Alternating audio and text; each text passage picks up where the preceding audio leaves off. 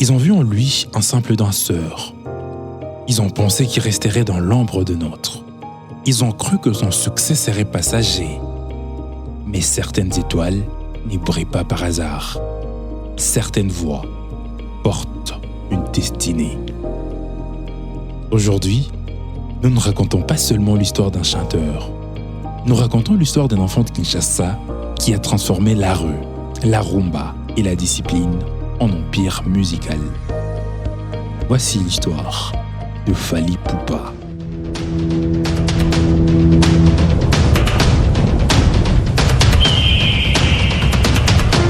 Fally Ipupa Nsimba, né le 14 décembre 1977 à Kinshasa, capitale de la République démocratique du Congo.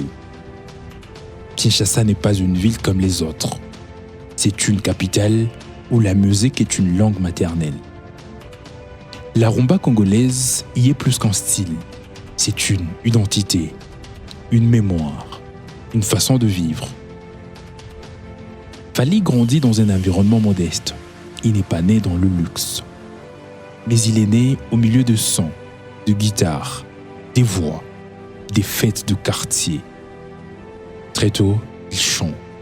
Très tôt, il danse. Très tôt, il comprend que la musique n'est pas un hobby, c'est un appel. Adolescent, Fally fréquente les groupes des jeunes de quartier. À Kinshasa, c'est là que tout commence.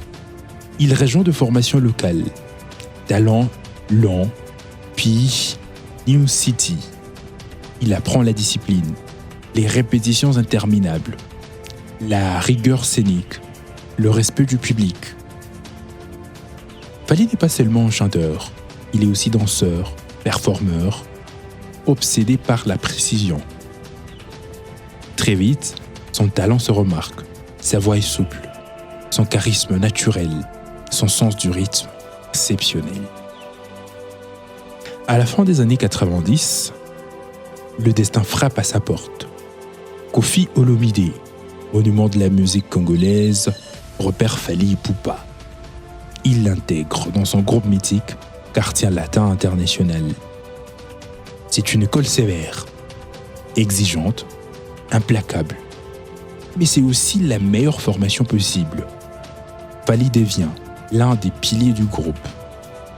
Chanteur principal, danseur vedette, idole de la jeunesse. Il participe à des albums majeurs. Attentat, Efrakata, Affaire d'État. Mais une chose est claire, Fally n'est pas fait pour rester éternellement dans l'ombre. En 2006, Fally Ipupa prend une décision courageuse. Il quitte Quartier Latin. Beaucoup doutent. Quitter Koffi Olomide, c'est risqué. Beaucoup ont échoué avant lui. Et Fally est prêt.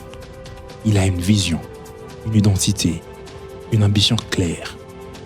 Il veut sa propre histoire.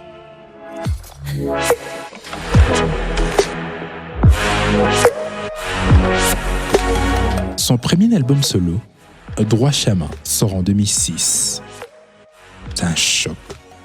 Le public adhère immédiatement. Des titres comme Bad Boy, Bloqué, Bizorbi devient des classiques. Fally n'est plus qu'un ancien de Koffi. Il est Fally Ipupa, une star à part entière. Il porte une nouvelle élégance à la rumba, un style plus moderne, plus international. Avec arsenal de belles mélodies, Pawa, Kosaleka, Fally confirme sa suprématie. Il devient une figure centrale de la musique africaine francophone. Ses concerts remplissent des salles en Afrique, en Europe et aux États-Unis. Il impose aussi un style vestimentaire, une image soignée, luxueuse, internationale. Fally devient marque. Avec l'album Tokos en 2017, Fally franchit une nouvelle étape.